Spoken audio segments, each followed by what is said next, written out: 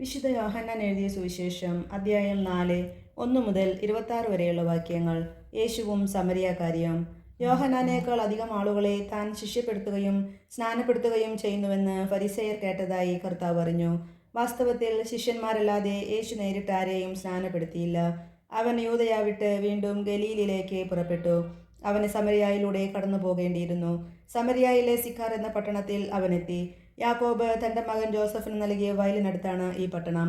യാക്കോബിൻ്റെ കിണർ അവിടെയാണ്. യാത്ര ചെയ്തു ക്ഷീണിച്ച യേശു ആ കിണറിൻ്റെ കരയിലിരുന്നു. അപ്പോൾ ഏകദേശം 6-ാം മണിക്കൂറായിരുന്നു. ആ സമയം ഒരു സമരിയാക്കാരി അവിടെ വെള്ളം കോരാൻ വന്നു. യേശു അവളോട്, എനിക്ക് കുടിക്കാൻ തരിക എന്ന് പറഞ്ഞു. അവൻ്റെ ശിഷ്യന്മാരാകട്ടെ ഭക്ഷണ സാധനങ്ങൾ വാങ്ങാൻ പട്ടണത്തിലേക്ക് പോയിരുന്നു. ആ സമരിയാക്കാരി അവനോട് ചോദിച്ചു, നീ ഒരു യഹൂദനായിരിക്കെ സമരിയാക്കാരിയായ എന്നോട് കുടിക്കാൻ ചോദിക്കുന്നതെന്ത്? യഹൂദരും സമരിയാക്കാരും തമ്മിൽ സമ്പർക്കമൊന്നുമില്ലല്ലോ.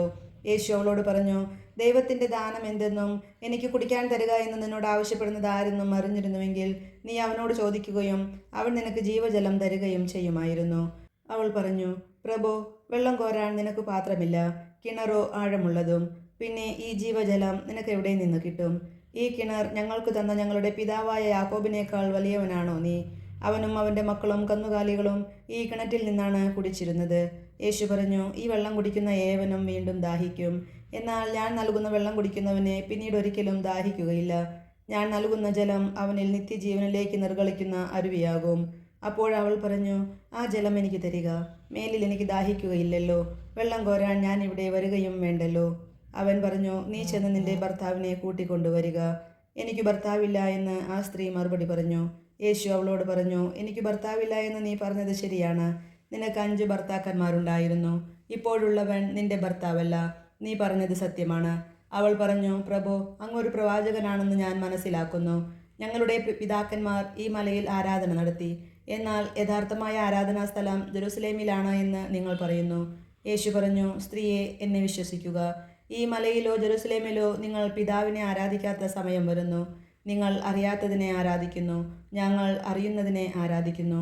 എന്തെന്നാൽ രക്ഷ യഹൂദരിൽ നിന്നാണ്. എന്നാൽ യഥാർത്ഥ ആരാധകർ ആത്മാവിലും സത്യത്തിലും പിതാവിനെ ആരാധിക്കുന്ന സമയം വരുന്നു. അല്ല, അത് ഇപ്പോൾ തന്നെയാണ്. യഥാർത്ഥത്തിൽ അങ്ങനെയുള്ള ആരാധകരെ തന്നെയാണ് പിതാവ് അന്വേഷിക്കുന്നതും. ദൈവം ആത്മാവാണ്. അവിടുത്തെ ആരാധിക്കുന്നവർ ആത്മാവിലും സത്യത്തിലുമാണ് ആരാധിക്കേണ്ടത്. ആ സ്ത്രീ പറഞ്ഞു, മിശിഹ, ക്രിസ്തു വരുമെന്ന് എനിക്കറിയാം. അവൻ വരുമ്പോൾ എല്ലാ കാര്യങ്ങളും ഞങ്ങളെ അറിയിക്കും. യേശു അവളോട് പറഞ്ഞു, നിന്നോട് സംസാരിക്കുന്ന ഞാൻ തന്നെയാണ് അവൻ. നമ്മുടെ കർത്താവായ മിശിഹായ്ക്ക് സ്തുതി.